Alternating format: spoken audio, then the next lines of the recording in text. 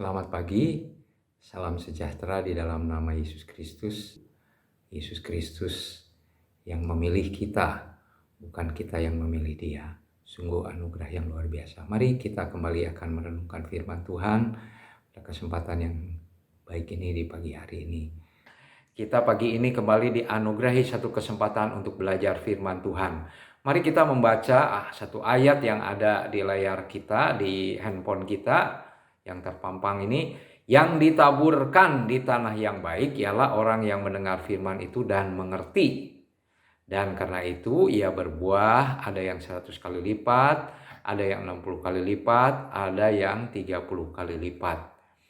Ulangi lagi, yang ditabur di tanah yang baik ialah orang yang mendengar firman itu dan mengerti. Dan karena itu ia berbuah, ada yang 100 kali lipat, ada yang 60 kali lipat, ada yang 30 kali lipat. Hari ini kita akan belajar memahami firman Tuhan secara sederhana. Kita punya Alkitab berbahasa Indonesia, kita siapkan juga alat tulis supaya pada saatnya kita menikmati berkat Tuhan melalui pembacaan firman Tuhan atau renungan pada pagi hari ini. Mari kita berdoa. Bapa, dalam nama Yesus kami mengucap syukur untuk segala kebaikan Tuhan yang Kau berikan pada pagi ini.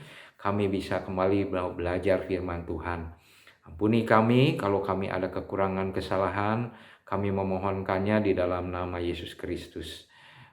Tuhan, saat ini kami mohon Kau akan menolong kami akan merenungkan firman Tuhan, akan belajar firman Tuhan. Biarlah supaya kami mengerti firman Tuhan ini dan kemudian selanjutnya kami boleh berbuah 100 kali lipat, 60 kali lipat, 30 kali lipat seperti yang Tuhan berikan di dalam kehidupan kami. Terima kasih Tuhan. Mari Roh Kudus tolong kami supaya kami memahami seperti apa yang Engkau mau kami pahami pagi ini. Berkati setiap saudara kami ya, yang mendengarkan pada pagi hari ini. Amin. Nah, saudara-saudara, kita sekali lagi belajar memahami firman Tuhan secara sederhana. Kita akan melihat salah satu kendala yang dialami seseorang ketika membaca Alkitab, berpikir bahwa atau merasa bahwa kisah-kisah yang ditulis di dalamnya atau di dalam Alkitab itu sudah terlalu usang. Karena itu ia enggan membacanya apalagi menyelidikinya. Zamannya sudah terlalu jauh. Nah, itu biasanya orang mengatakan seperti itu, zamannya sudah terlalu jauh ya. Ini udah zaman canggih, serba canggih. Nah, tetapi sesungguhnya Alkitab adalah tuntunan bagi kita sepanjang hidup kita. Jadi kalau saudara mengabaikan firman Tuhan, apalagi saudara sebagai orang beriman, tentu saja kita akan kehilangan arah. Karena firman Tuhan juga berfungsi dikatakan sebagai pelita dan juga sebagai terang di dalam jalan kita. Barangkali suatu kali kita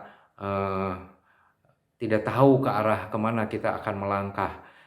Melalui firman Tuhan kita bisa memutuskan yang terbaik, bukan hanya buat diri kita, tapi kita memutuskan yang terbaik sesuai dengan kehendak Tuhan. Sehingga di dalam kehidupan ini ketika kita menyadari firman Tuhan, memegang firman Tuhan dalam hidup kita, ketika kita bekerja, ketika kita kuliah, ketika kita berusaha, ketika kita mengurus rumah tangga, ketika kita menghadapi sakit penyakit, ketika kita menghadapi masalah keuangan, apa saja, kita percaya Alkitab ini menuntun kita apa yang harus kita lakukan sebagai orang-orang yang percaya. Hari ini kita bersama-sama akan membaca satu bagian dari Alkitab secara teliti dan sungguh-sungguh, kemudian menceritakan dengan bahasa sendiri. Nah, jadi caranya begitu, saudara, kita akan membaca satu teks atau satu bagian perikop di Alkitab ini, kemudian kita menelitinya. Bahkan kalau kita misalkan kurang memahami ya, sebagian orang sambil membaca tapi masih belum konsentrasi, mungkin agak melamun ya, sehingga selesai membaca itu lupa apa yang dibaca itu ya. Karena itu perlu diulang supaya kita mendapatkan apa yang dimaksudkan oleh firman Tuhan ini. Jadi kita membaca secara teliti dan sungguh-sungguh konsentrasi. Kemudian pada saatnya setelah kita membaca ini, kita bisa menceritakan ulang dengan bahasa kita sendiri ya. Kita berbahasa Sunda barangkali ya bolehlah berbahasa Sunda ya. Karena itu hanya buat kita, bukan buat orang lain. Kan kita merenungkan sendiri. Barangkali saudara yang ada mahir berbahasa Inggris ya boleh juga menggunakan bahasa Inggris. Juga membuat beberapa pertanyaan singkat lalu menjawabnya sendiri. Jadi ketika kita selesai membaca ini, kita membuat beberapa pertanyaan ya. Pertanyaan apa saja nanti kita lihat, dan pertanyaan ini akan terus berkembang sejalan dengan kesediaan saudara untuk belajar ya. Akan makin banyak pertanyaan, semakin kita banyak pertanyaan dan kemudian jawabannya ada di bagian itu, semakin kita akan mendapatkan berkat Tuhan dan bersukacita karena firman yang memberikan kemerdekaan kepada kita. Agar hasil belajar kita tidak hilang, seperti tadi dikatakan, kita sediakan buku, sediakan alat tulis untuk menulisnya, sehingga untuk membukukan apa yang kita pelajari di saat itu atau di hari itu. Untuk memahami firman Tuhan perlu waktu. Jadi saudara-saudara, kalau saudara nggak menyediakan waktu, saudara mau tergesa-gesa, saya kira saudara buang-buang waktu ya dengerin apa yang saya akan katakan ini. Tetapi kalau di dalam hati saya sudah umur segini, saya dari kecil mungkin udah percaya kepada Tuhan Yesus, tapi sampai hari ini saya tuh nggak paham firman Tuhan. Inilah saatnya kalau saudara punya keinginan, saya ingin mengerti firman Tuhan, saatnya ini saudara. Sedia waktu, jadwalkan untuk belajar firman Tuhan.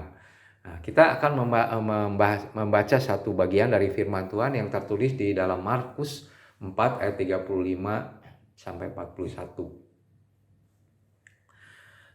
Pada hari itu, waktu hari sudah petang, Yesus berkata kepada mereka, "Marilah kita bertolak ke seberang." Mereka meninggalkan orang banyak itu lalu bertolak membawa Yesus berserta dengan mereka dalam perahu, di mana Yesus telah duduk dan perahu-perahu yang lain juga menyertai dia.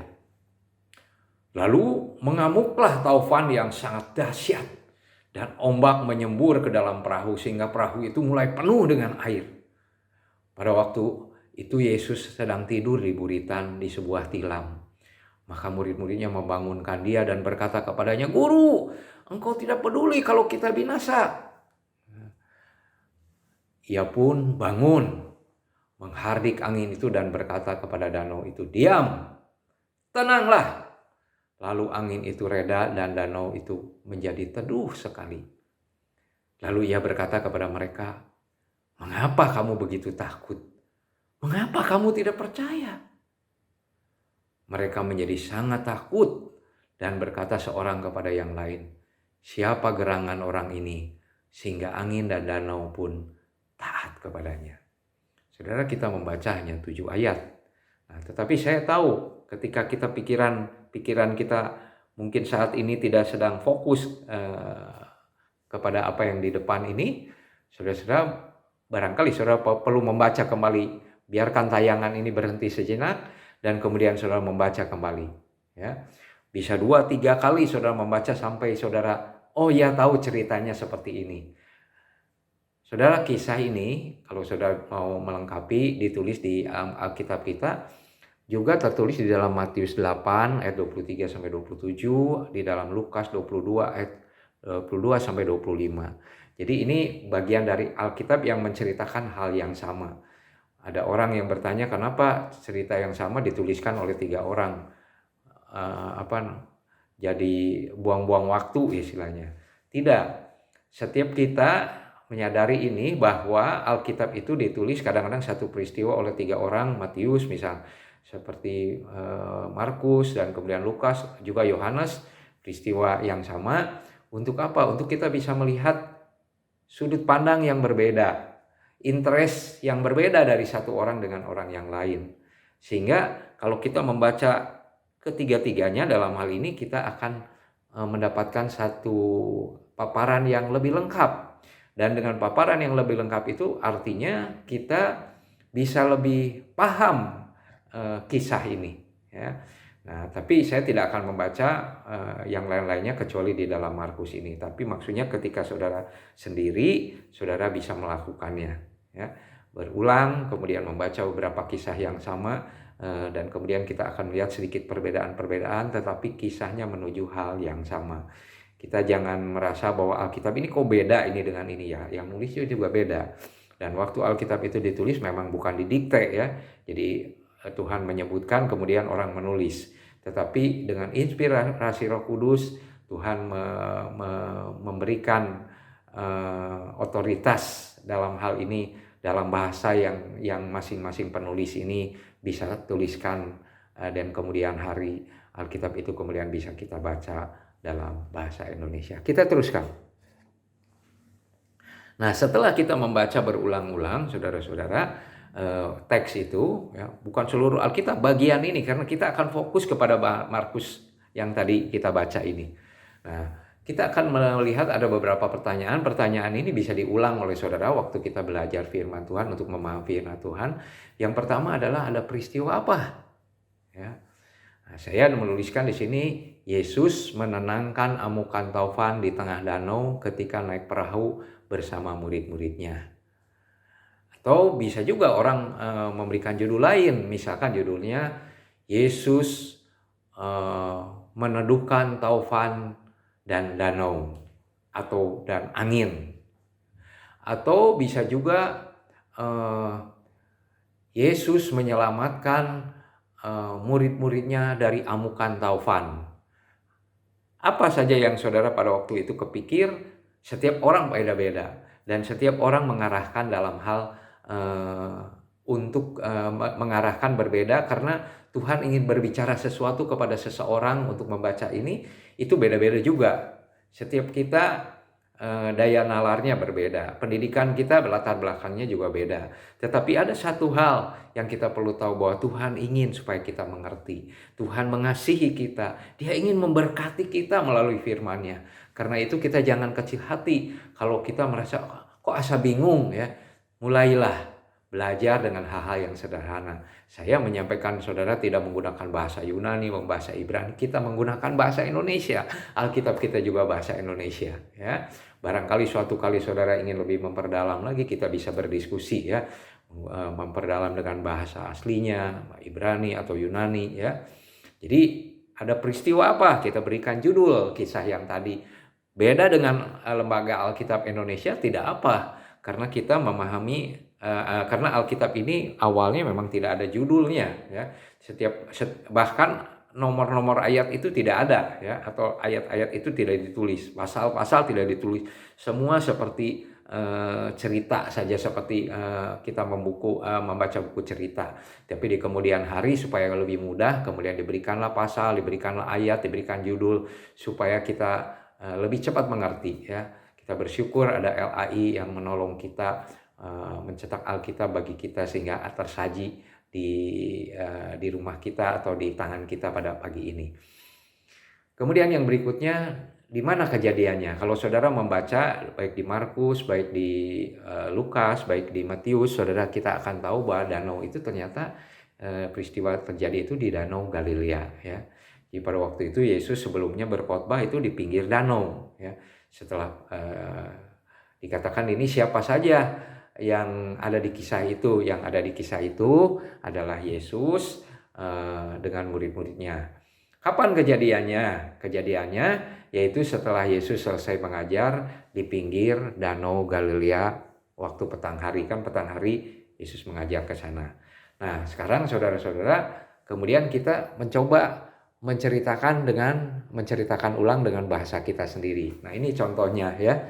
Ini saya menggunakan bahasa saya sendiri. Bagaimana kejadiannya? Nah, jika kita agak lupa, bisa dibaca ulang kembali lagi, saudara. Jangan lupa kemudian kita tergesa-gesa, udahlah, pokoknya ginilah ceritanya. Jangan. Kalau kita mau betul-betul mengerti firman Tuhan, kalau kita lupa, kita ulang baca lagi.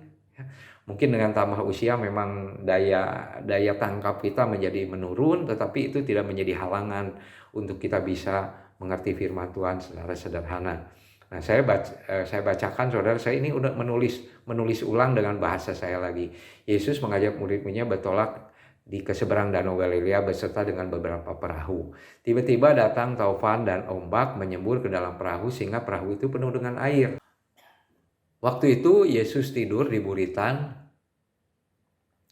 perahu, dan ini dianggap oleh murid-muridnya bahwa ia tidak peduli ya, dalam keadaan panik gitu ya. Kemudian Yesusnya tetap tidur, mereka mengatakan Yesus tidak peduli. Dalam keadaan itu murid-murid sangat panik walaupun mereka para nelayan yang sudah biasa menghadapi keadaan itu. Lalu Yesus bangun dan menghardik angin itu dan berkata, "Diam, tenanglah." Lalu angin itu pun reda dan danau itu pun menjadi teduh sekali. Lalu Yesus menegur murid-muridnya, "Mengapa kamu begitu takut? Mengapa kamu tidak percaya?" Murid-muridnya sangat takut dan saling berkata, "Siapa gerangan orang ini?" Sehingga angin dan danau pun taat kepadanya. Nah, saudara, ini ceritanya tentu berbeda dengan apa yang tadi. Karena saya bukan menghafal kisah tadi, tapi saya membayangkan kisah tadi. Kemudian saya menuliskan kisah tadi, mengurutkan, oh ini tuh kejadiannya gini, sambil membayangkan. Nah, saudara, sampai sini saja kalau saudara melakukan dengan baik, kisah itu lama akan ada di dalam pikiran kita ingat ya, karena kita menceritakan ulang itu menjadikan sesuatu yang ada di dalam hidup kita. Jadi kalau kita kisah ini ingat kan sesuatu yang luar biasa, kita nggak usah hafalin, tetapi ketika kita membayangkan dan kemudian menceritakan ulang, kita akan mengingatnya. Selanjutnya, saudara-saudara, apa kaitannya peristiwa ini dengan hidup kita di masa kini? Nah, ini yang paling penting. Ya, tadi kan dikatakan di awal itu banyak orang segan mempelajari firman Tuhan karena pikir, wah ini peristiwa 2000 tahun yang lalu, apa hubungannya dengan kita di zaman modern ini ya, di mana orang bisa melakukan panggilan telepon saling melihat. Kan dulu itu hayalan di dalam film, sekarang itu kenyataan ya. Sekarang ada taksi yang tanpa supir ya. Kita bisa kemana-mana, taksi itu bisa mengantarkan kita. Itu satu kemajuan teknologi yang luar biasa. Tetapi pada saat ini, saudara-saudara, saya ingin katakan kepada saudara, Alkitab selalu berkaitan sepanjang hidup kita. Buat nanti anak kita, buat cucu kita, buat cicit kita, tetap Alkitab itu sifatnya kekal. Dan dia akan, bagi setiap orang yang percaya kepada Yesus dan percaya kepada firman Tuhan ini, hidupnya akan dipandu oleh Alkitab ini, diarahkan oleh Alkitab ini menuju kekekalan, menuju kepada Tuhan yang mengasihi kita. Nah, apa kaitannya peristiwa ini dengan hidup kita di masa kini? Yang pertama, ketika kita berjalan bersama Yesus, bisa saja peristiwa yang menakutkan yang tiba-tiba terjadi dalam hidup kita. Jadi, saudara, kita lihat di sini, Yesus itu mengajak murid-muridnya nurut. Ya, mereka tidak membantah, mereka menurut, dan kemudian waktu berjalan bersama dengan Yesus, ya tiba-tiba waktu itu diserang oleh angin taufan, kemudian ombak yang begitu besar masuk ke dalam perahu sehingga air memenuhi perahu dan tentu saja lama-lama bisa tenggelam. Ya. Nah, kita punya peristiwa dalam hidup ini atau yang kita hadapi, mungkin saudara belum pernah mengalami seperti itu. Kita juga bukan nelayan, tapi ada peristiwa-peristiwa lain yang mirip seperti itu, yang menakutkan bagi kita, sekalipun kita berjalan bersama dengan Yesus. Jadi sekali lagi catatannya, kalau ada orang yang berpikir kalau berjalan dengan Yesus itu berarti semua hal akan berlangsung dengan baik, berlangsung dengan lancar, kita melihat peristiwa ini, tidak.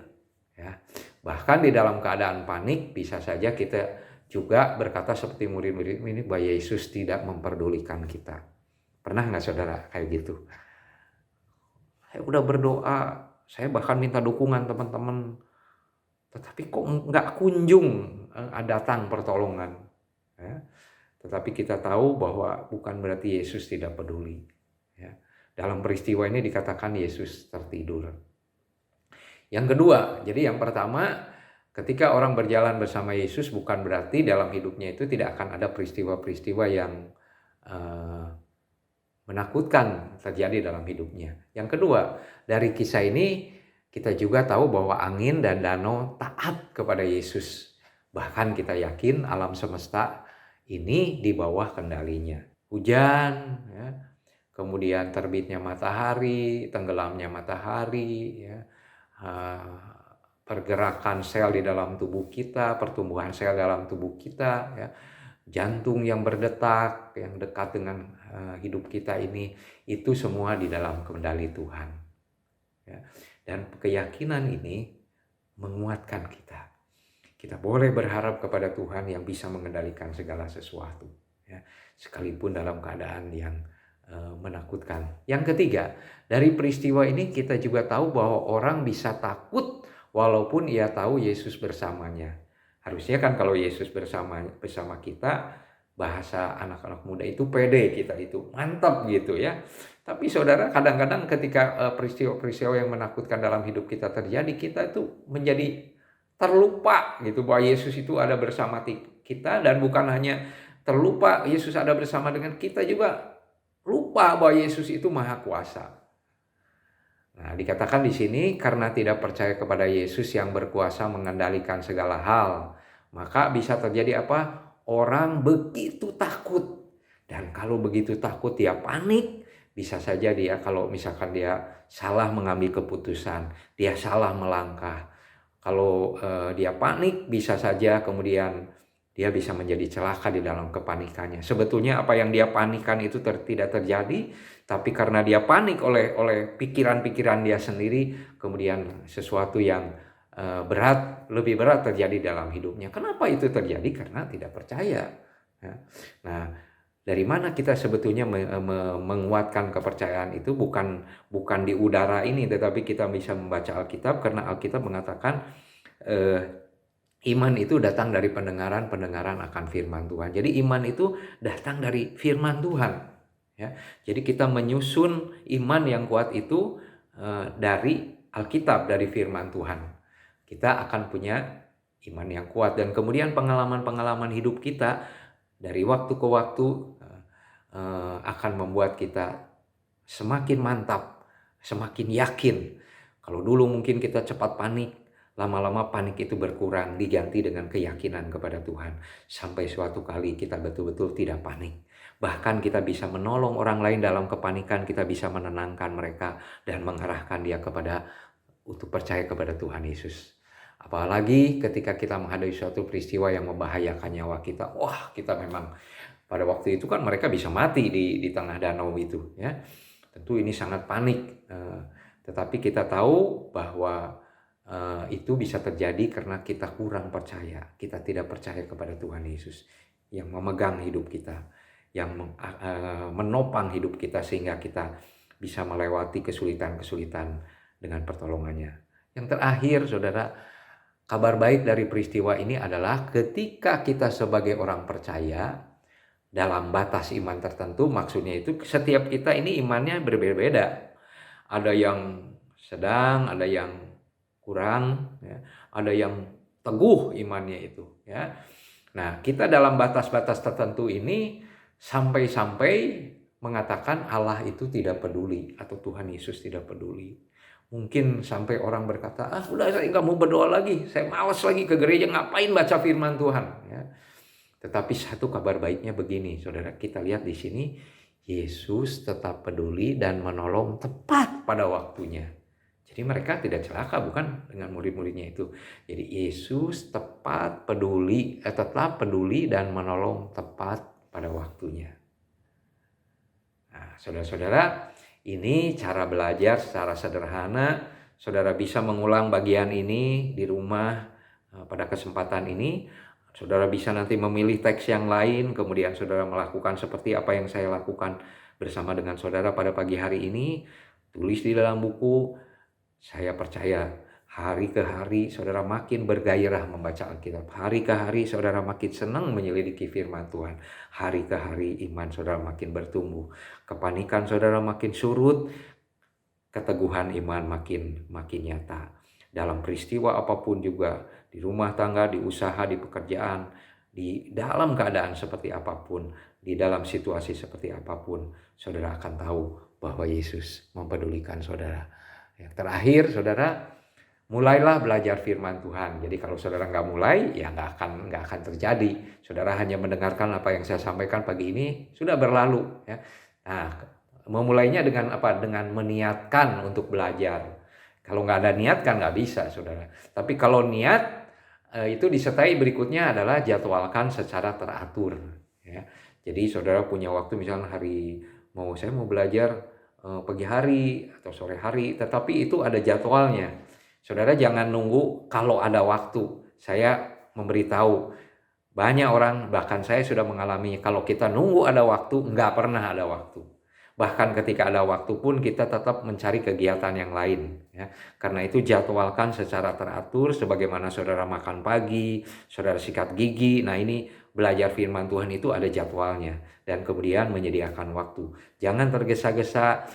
Bagaimana mungkin orang belajar tergesa-gesa? Bagaimana saudara maukah saudara dirawat oleh dokter yang belajarnya waktu dia kuliah itu hanya seminggu 20 menit, hanya seminggu 1 jam saja, ya.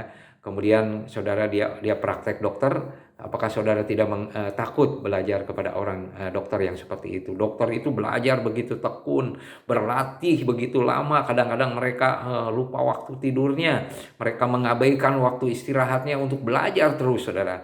Memang untuk belajar firman Tuhan, saya tidak mengajak seperti itu, tetapi jadwalkan secara teratur. Kemudian belajarlah dengan hati yang terbuka. Jangan belajar dengan merasa saya sudah tahu, bahkan sok tahu, saya udah tahu ini tahu itu. Tetapi belajar dengan hati yang terbuka, dengan hati yang rendah kepada Tuhan, supaya Tuhan bisa mengajar saudara. Dengan kerendahan hati, Tuhan akan mengajar saudara dan saudara mendapatkan berkat yang banyak. Dan yang terakhir, sangat terakhir, mulailah. Kalau tidak dimulai, saudara tidak akan pernah mengerjakannya. Mulailah secara teratur, sediakan waktu, dan dengan hati yang diawali dengan niat. Amin. Kita berdoa.